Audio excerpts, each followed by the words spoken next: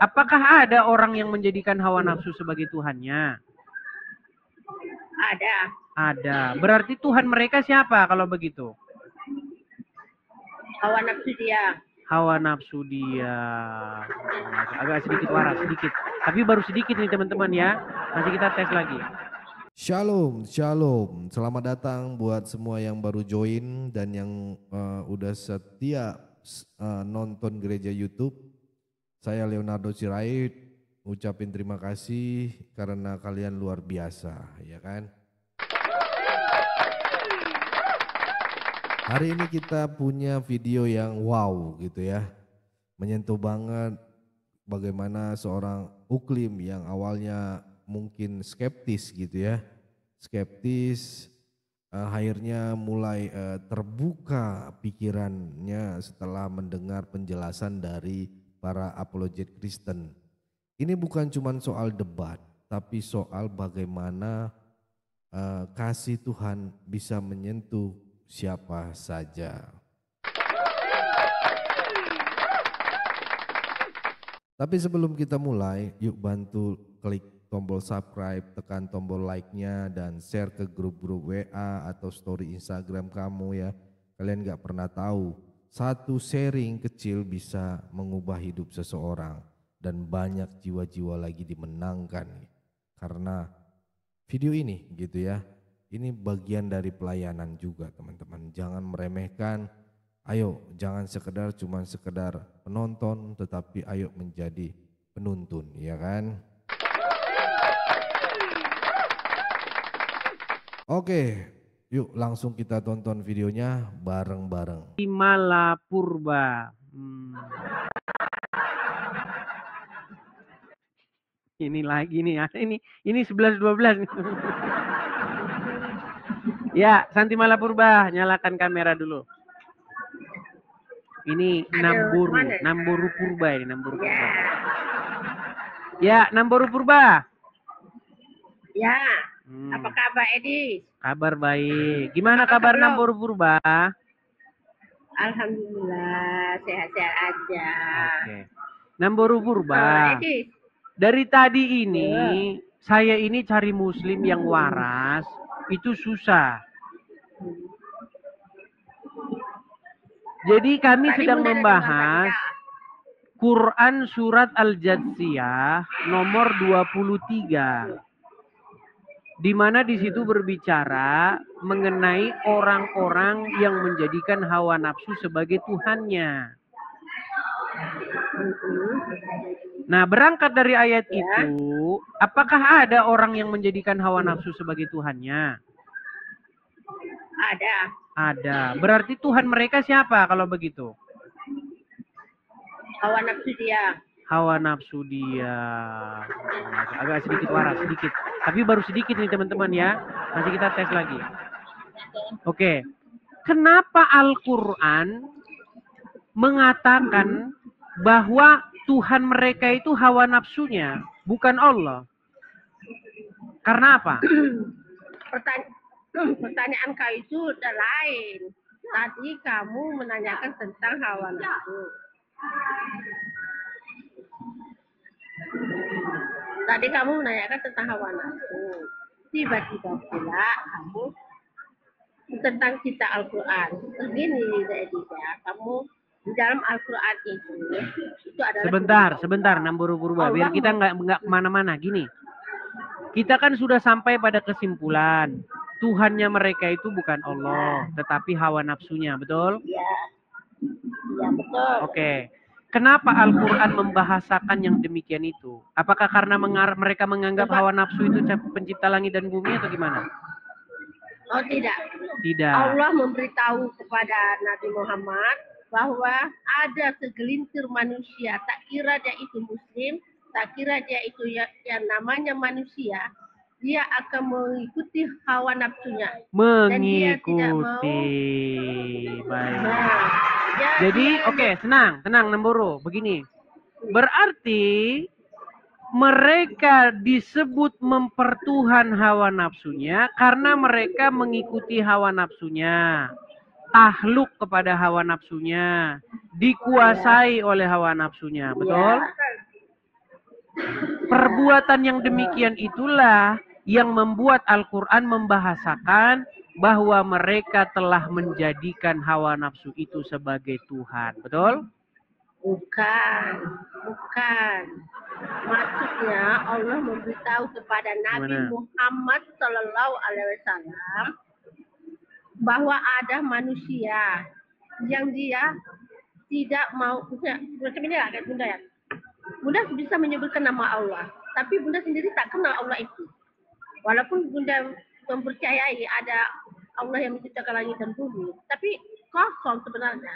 Sehingga dia mengikuti hawa nafsunya, dia nggak takut.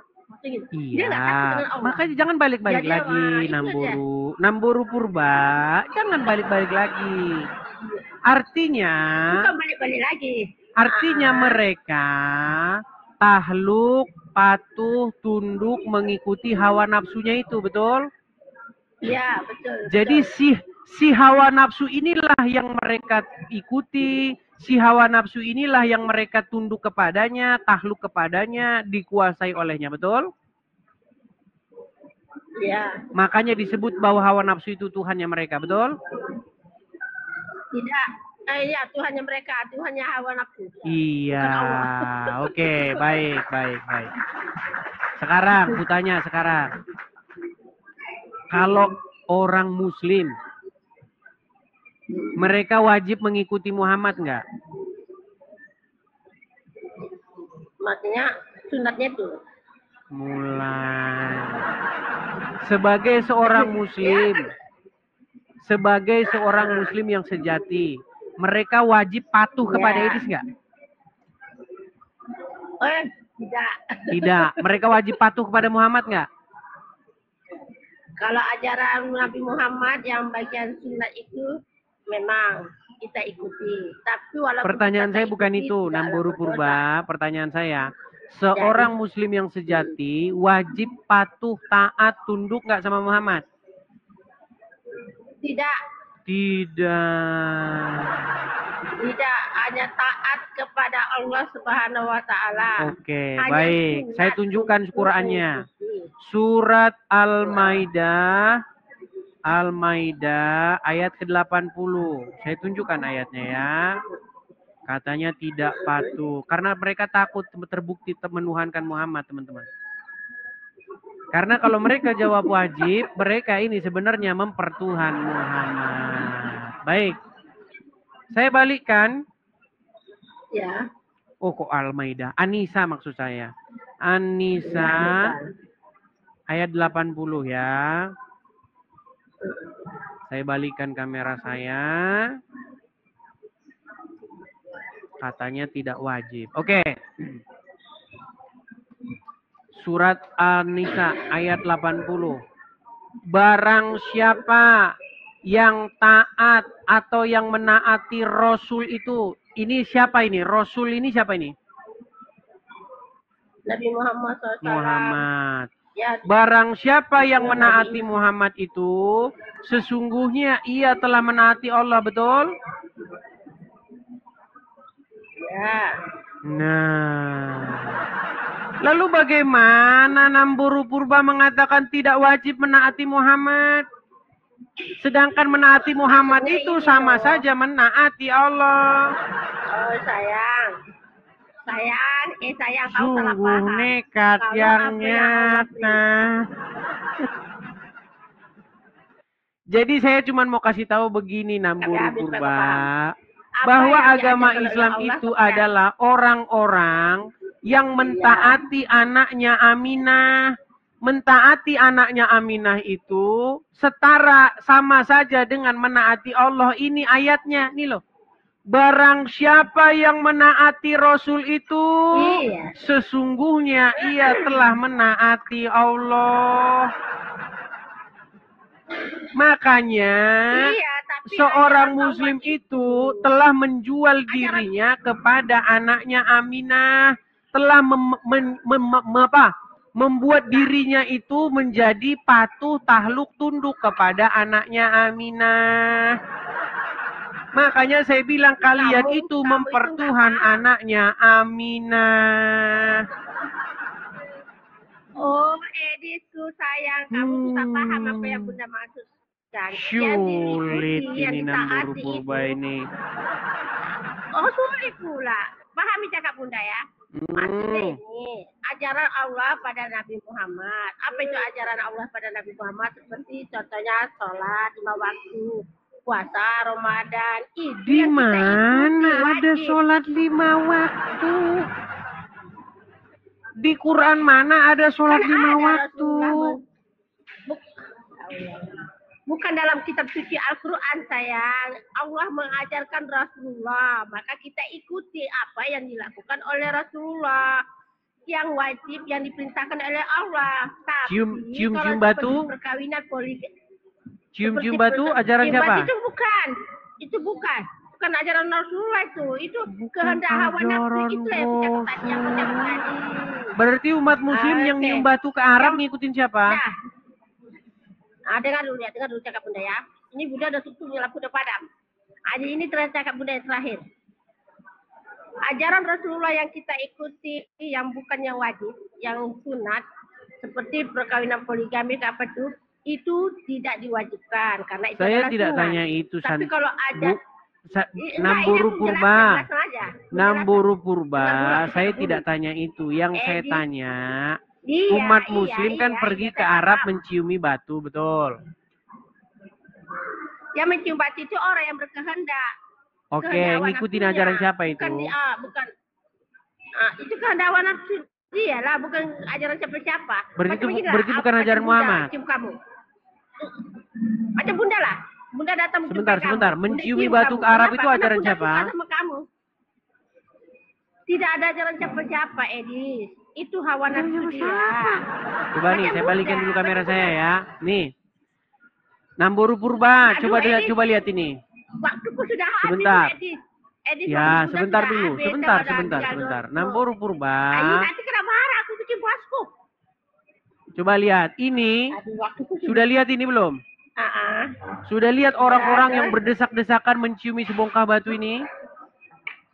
Iya, udah tahu. Oke, menurut Namburu Purba, apakah mereka ini musyrik? Dia bukan musyrik, dia cuma itu orang yang muslim. Berarti mereka mengikuti ajaran siapa? Ikut kehendak hawa nafsu dia lah, macam Bunda. Hawa nafsu? Bukankah ini mengikuti Muhammad? Iya, tidak, itu keinginan mereka karena mereka udah jumpa Ka'bah itu kan, nggak pernah. Nih, lempar-lempar batu ini. Ini ajaran siapa ini? Batu dilempar-lemparin ini. Coba ajaran siapa ini? Oke. Kalau lemparan batu itu kan ada sejarah.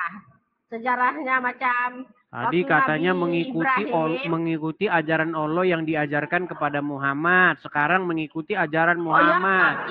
Habis itu mengikuti ajaran ulama. Yang mana yang benar ini? Bukan ajaran ulama, sayang. Sejarah Ibrahim. Waktu dia mengkorbankan si Ismail. Kan iblis kan datang menggoda. Makanya Ibrahim itu melempar batu itu kepada iblis. Itu maksudnya. Oke, berarti ini melempari iblis. Iya. Iblis dilempar. Iya, biar dia iblis jangan datang mengganggu. Kenapa kalau dilempar kok makin besar? Apanya makin besar? Rumahnya, rumah iblis. Iblis dilempar makin besar bukannya manu. Itu Bunda nggak tahu sebab Bunda nggak pergi ke Mekah. Loh, sebentar nih. Dulu waktu zaman Ibrahim, perhatikan. Iya, oke. Sebentar ya, nih. Habis aku kena marah bosku lah, aku ini mati lah. Nih. Dulu di zaman Ibrahim, nggak ada rumah setan sebesar ini.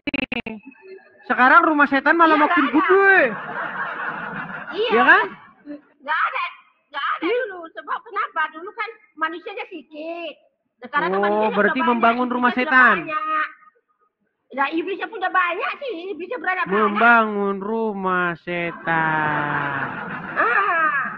Berarti pemerintah Arab Saudi membangun rumah setan, betul? Ya iyalah. Membangun rumah setan. Aku udah masuk, Edi.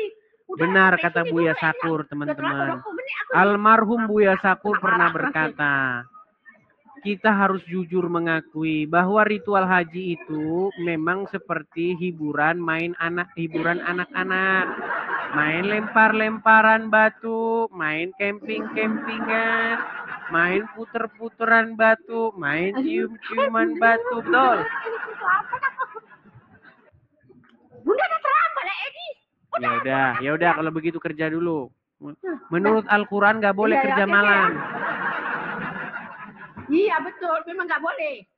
Nah, terus Nggak kenapa boleh. kerja malam? Mengganggu kesehatan, tapi apa boleh buat? Habis Karena boleh buat, mengikuti memang hawa nafsu, dibuka betul. kerja malam. Iya. Iya, lebih mengikuti hawa nafsu Hawa nafsu, ketimbang Bunda. mengikuti Allah kan. Berarti Namburu Purba ini Iya, termasuk orang-orang yang mempertuhankan hawa nafsu. Baiklah, kalau Iya, begitu turun betul. dulu, Namburu Purba. Oke. Bisa, jadi ini. Dengar ya. Sulit mereka ini. Aduh. Oke, kita kasih naik ada Lindian Sari. Oke, Lindian Sari.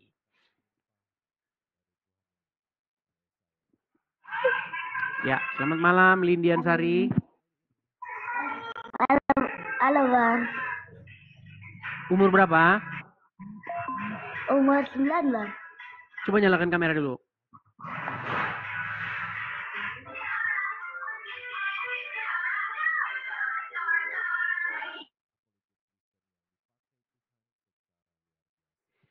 Oke, baik saya turunkan ya. Teman-teman, anak di bawah umur tidak boleh naik ya. Tidak boleh naik. Oke, kita kasih naik dari Yusuf Rakyat Sukses. Yusuf Rakyat Sukses. Ya, Yusuf, silakan nyalakan kamera. Ketemu lagi kita, Dis. Ya, silakan nyalakan kamera. Ketemu lagi kita, Dis. Ini yang kemarin. Kemarin aku diruja habis sama pengikut-pengikutmu itu. Yusuf, kamu ini Iya. Muslim atau apa? Muslim, Dis. Kemarin aku sempat naik. Tapi kamu kan langsung mengakhiri. Ingat gak? Iya, karena kamu nekat yang nyata. Para penontonmu itu loh, Dis. Botol semua, Dis. Yang botol itu kamu. Kau juga, Dis. Aku gak botol, kau itu botol, Dis. Yang Kamu penting kita sehat ya, ini, Dis. kamu ini botolnya di mana? Disuruh baca Quran, kamu nggak bisa. Disuruh ngelihat Gimana, Quran, kamu nggak mau. Padahal kamu Islam. Makanya saya bilang besok panggil tukang loak, suruh dibawa buku Quranmu dibawa sama dia. Masih mending laku 0,5 kilo. Gimana? Itu, Dis. Itu penonton-penontonmu, pengikutmu itu pada benci aku, Dis. Apa mau kamu sampaikan, Yusuf? Dis. Kamu masuk Islam lah sekarang, Dis. Aku bantu. Cuman itu aja. Ya itulah ya aku mendoakan semoga kamu sehat ya, Dis. Sama penonton pengikutmu itu kalau bisa pada belajar, Dis. Belajar semoga biar Indonesia ini makin maju, Dis. Enggak cuma Makin maju gimana? Orang isinya kadrun banyak gimana? ya pengikutmu itu juga yang botol banyak, Dis. Makanya kita itu sama-sama belajar gitu loh, Dis. Coba sekarang saya tanya, orang Kristen, ada nggak mereka orang Kristen yang kalau misalnya melakukan ritual keagamaannya nutupin jalan, malang jalan? Ya karena kan mereka nggak mayoritas, Dis. Kalau mayoritas juga kita sholat bisa.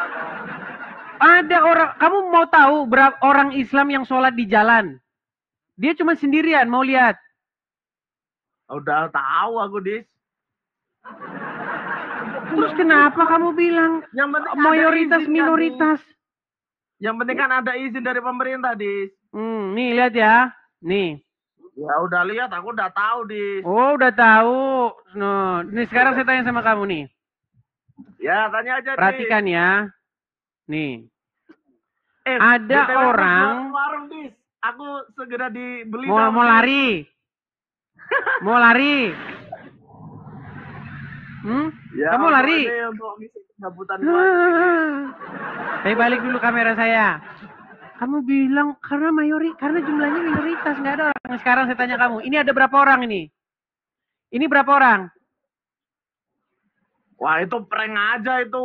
Dis. Prank? Kalau enggak, kalau cuma satu orang, Dis. Ini bukan 1-2 orang, Abdul. Kalau cuma satu orang itu bisa dipastikan bahwa itu, Dis. Kecuali kalau jamaah. Baik. Lihat nih. Nah, Ini sholat di mana? Ini berapa orang? Ini berapa orang? Itu orang banyak, Dis. Orang banyak. Sholat di mana? Di jalan. Di jalan. Jadi sekarang kamu saya tanya, dengar bentar. Ungkapan kamu, biar bangsa kita maju. Sekarang menurut kamu, ini membuat bangsa ini maju atau mundur? Maju. Maju. Erat persaudaraan. Makanya saya bilang teman-teman, mustahil seseorang itu waras, di detik yang sama dia Islam. Kamu juga gak waras. Kan sudah saya bilang teman-teman.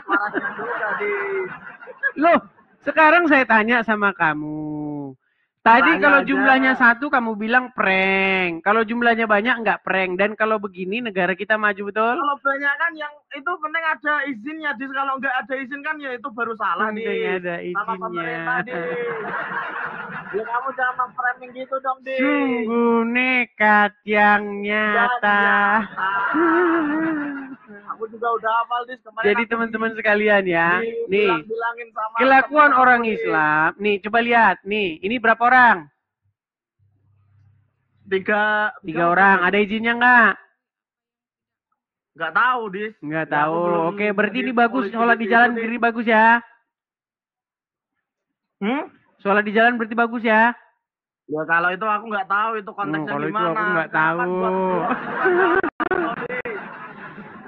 Berat saudara. Nih, kalau kamu lihat kelakuan orang Islam yang sholat di jalan, kamu akan menemukan nggak hitung. Capek kamu ngitung nanti orang Islam sholat di jalan itu nih. Nah, Nih. emang itu gitu loh, Dis. Kamu dan pengikut kamu itu jangan Sholat di jalan.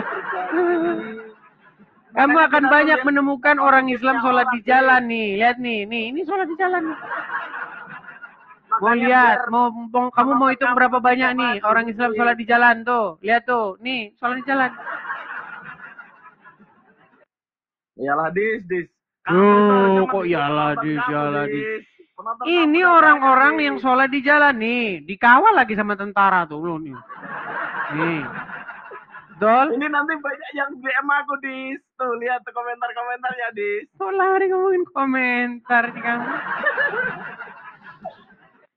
Jadi gini, Yusuf. Ya. Saya cuma mau ngomong sama kamu begini. Dengar ya. Kalau kamu mau lihat dari sejarah, ya, tidak ada sumbangsi Islam bagi peradaban dunia ini, nggak ada. Yang ada sumbangsinya itu kerusakan. Banyak lah, Dis. Coba kamu sebutkan satu sumbangsi Islam bagi peradaban umat manusia. Sebutin satu. Kalau ada, saya terjun dari Monas. Sebutin satu. Sumbangsi Islam bagi peradaban umat manusia. Sebutkan. Dokter Ibnu Sina itu menemukan di bidang kesehatan. Siapa Ibnu Sina itu siapa? Aku bilang kamu Siapa Ibnu Sina? Coba cari, makanya kamu belajar pakai otak.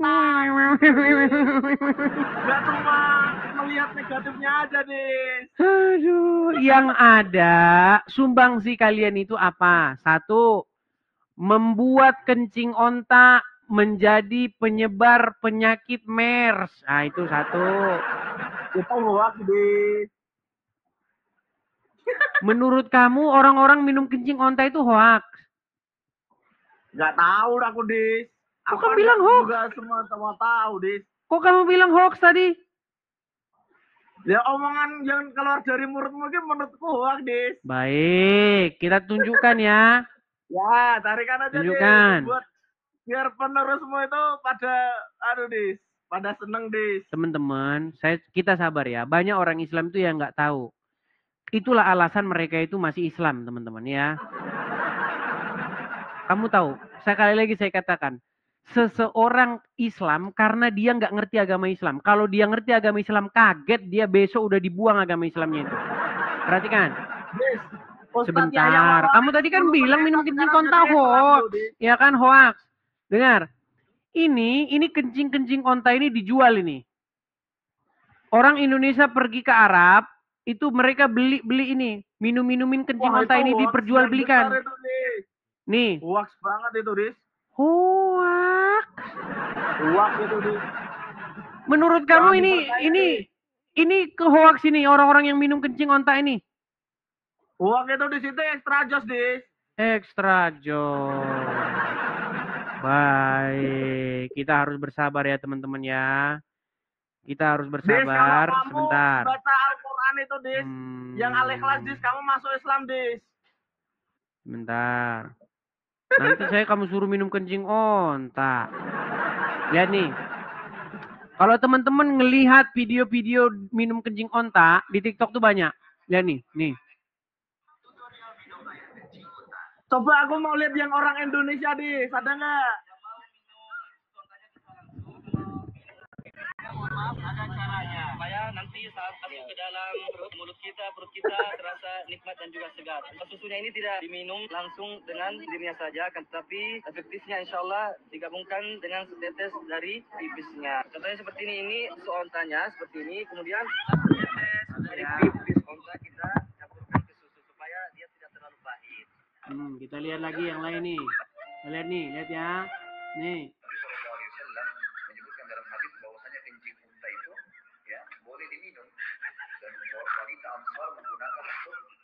Rambut mereka, menyebutkan rambut mereka. Nabi SAW menyebutkan dalam hadis bahwasanya kencing unta itu ya boleh diminum. Nah, lihat nih, minum kencing unta nih. Jalan ini air kencing unta yang akan diminum oleh Pak Sobirin. Insya Allah penyakit-penyakit ada dalam tubuh akan sembuh. Ayo, silakan Pak Sobirin. Bismillah.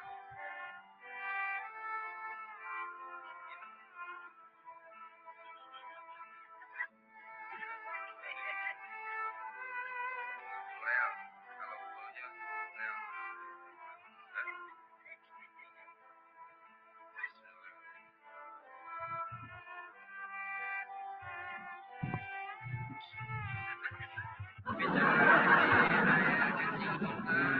Nih. Assalamualaikum warahmatullahi wabarakatuh. Di samping kita ini sudah ada pedagang susu onta. Ini besar banget susu onta dan Ya, yang diminum itu susunya aja, nggak usah kencingnya itu diminum. ya. Kamera. Air kencing onta dibandingkan susu. Coba susunya berapa nih, Pak? Sebentar. Ya. Lihat. Ini. Ya nih Bang, ini aku buka warung Bang. Sama Nu. Silakan dibeli. Ini rialan, wah ini 5 rial. Jadi ini 20 rial, kencing ontanya 20 rial, susunya ini 5 rial. Kenapa kencingnya lebih mahal ya? Karena untuk menunggu kencing onta itu harus berbulan-bulan apa? Nah, ini teman-teman, ini mau minum, jadi saya beli, tapi yang minum bapaknya. Bismillah.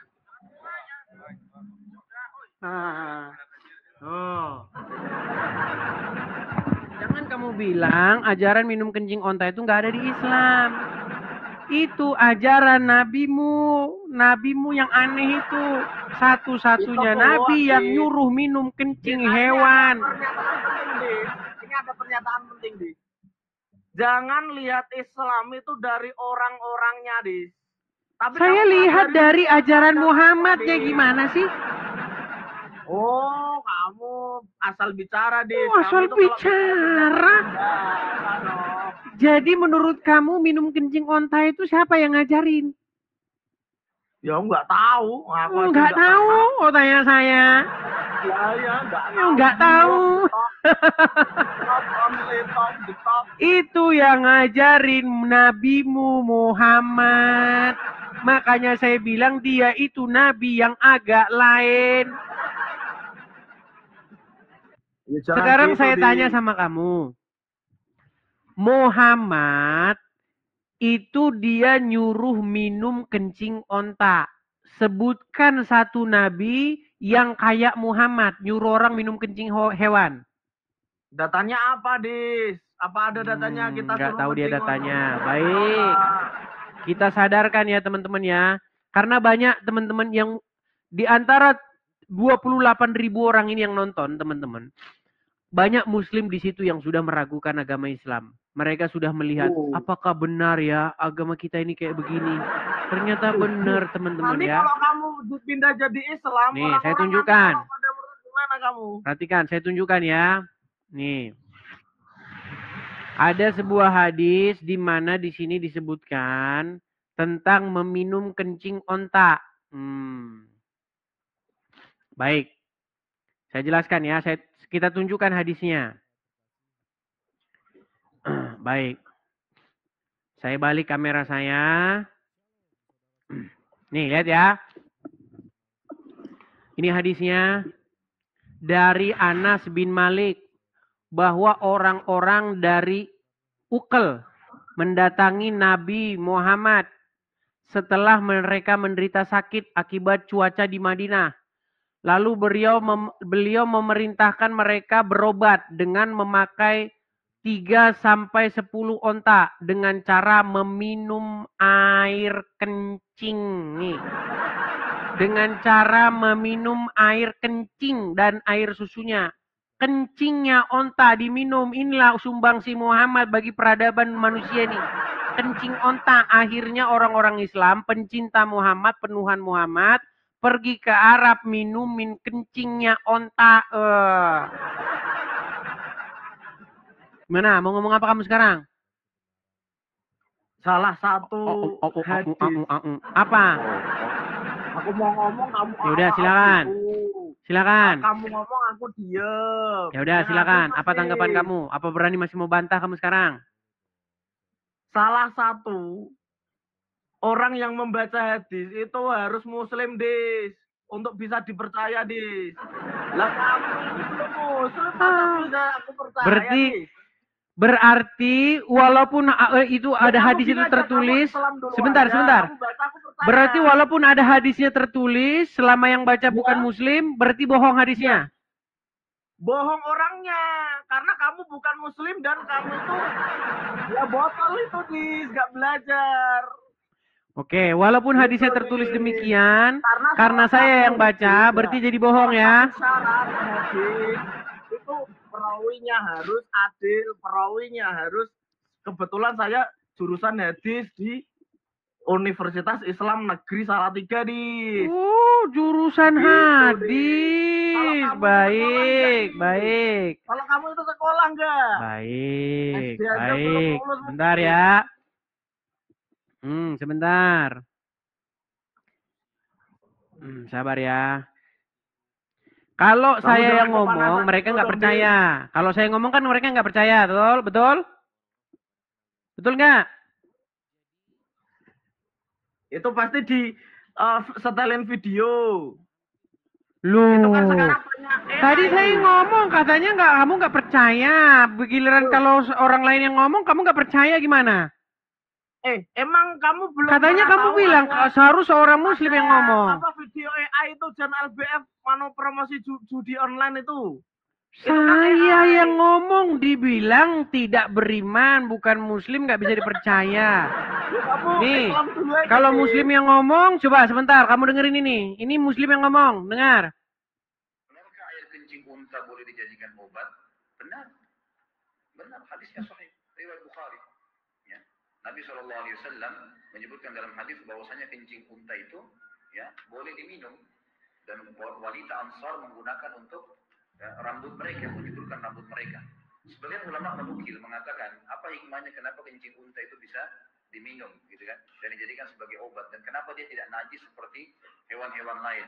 Dinukil bahwasanya unta ini memang dengan hikmah Allah SWT, mereka hanya mau makan pohon-pohon yang ada di padang pasir, dan pohon padang pasir ini semuanya kering memang dan berduri. Jadi tidak ada kandungan air kalau kecuali sedikit sekali, gitu kan. Dan unta ini hewan yang tidak mau minum sembarangan air. Jadi kalau ada air tergenang, dia tidak langsung main minum saja. Dia menunggu dan mencium. Pada saat tidak ada bau, baru dia minum air tersebut. Gitu kan? Kalaupun di Madinah diberikan makan, biasanya cuma diberikan makan unta. Ini diantara diberikan makan kurma, maaf. Dan ini ya dinukil sebagian ulama menukil hikmahnya. Tapi yang jelas terlepas daripada itu memang ada hadis Nabi SAW, hadis sahih berhubungan dengan masalah itu. Nah, sudah, masih kau ragukan lagi? Nah, apa, Dis? Jadi saya bilang teman-teman, ketika seorang Islam membuka mulutnya tentang agama Islam, disitulah dia akan mengucapkan dusta yang tanpa berhenti-hentinya. Fred, kamu dikasih tahu dari tadi. Kamu bilang enggak. Sekarang masih kamu ragukan. Kamu itu kalau ngomong itu nggak ada dasarnya, Dis. Udah, kau tidur di bawah sana. Tidur kau di bawah sana. Meminum pipis onta. Teman-teman sekalian, sudah saya tunjukkan hadisnya. Kalau saya yang baca hadisnya. Wah, luar biasa ya saudara-saudara. Kalau kalian merasa diberkati, silahkan tulis di kolom komentar. Yesus dahsyat. Atau aku rindu jadi terang dan garam, ya kan? Saya mau baca beberapa komentar kalian habis ini, ya. Jadi jangan malu-malu. Terima kasih sudah menyimak video ini.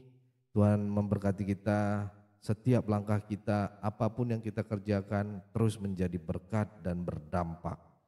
Saya Leonardo Sirait mohon undur diri. Tuhan Yesus memberkati kita semua. God bless you all. Kami tetap berseru Yesus, Tuhanku Yesus. Tak gentar meski badai menerpa, firman-Mu tetap pelita. Lewat layar kami bersaksi, meski dijegal, dihina, diserbu masa radikal, namun kasih-Mu lebih besar dari semua cemooh yang menyerang. Saat ku angkat tangan, langit pun terbuka, hadir-Mu nyata di sini. Hatiku bersujud bersih, kami akan terus memuliakan nama-Mu. Aku terima Engkau Yesus, tinggal dalam hatiku selamanya. Ku berjalan dalam terang-Mu, sampai kerajaan-Mu jadi nyata. Aku masuk hadirat-Mu, bukan karena layak tapi kasih-Mu. Ku angkat salib dan ku berjuang, sampai jiwa-jiwa pun dimenangkan.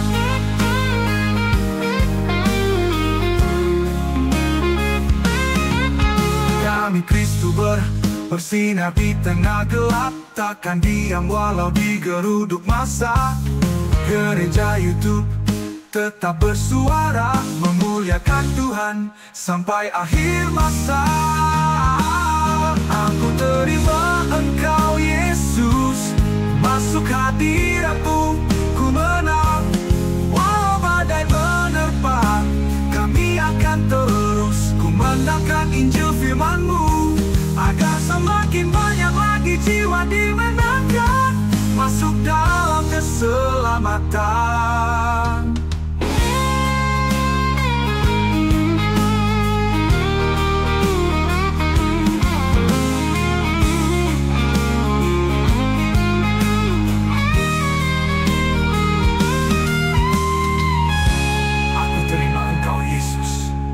Tinggal dalam hatimu ku menang. Ku berjalan dalam terang-Mu, kami akan terus kumandangkan Injil firman-Mu, agar semakin banyak lagi jiwa dimenangkan, masuk dalam keselamatan. Aku terima Engkau Yesus, tinggal dalam hatiku selamanya. Ku berjalan dalam terang-Mu, sampai kerajaan-Mu jadi nyata. Aku masuk hadirat-Mu, bukan karena layak tapi kasih-Mu. Ku angkat salib dan ku berjuang, sampai jiwa-jiwa pun dimenangkan. Aku masuk hadirat-Mu, bukan karena layak tapi kasih-Mu. Ku angkat salib dan ku berjuang, sampai jiwa-jiwa pun dimenangkan.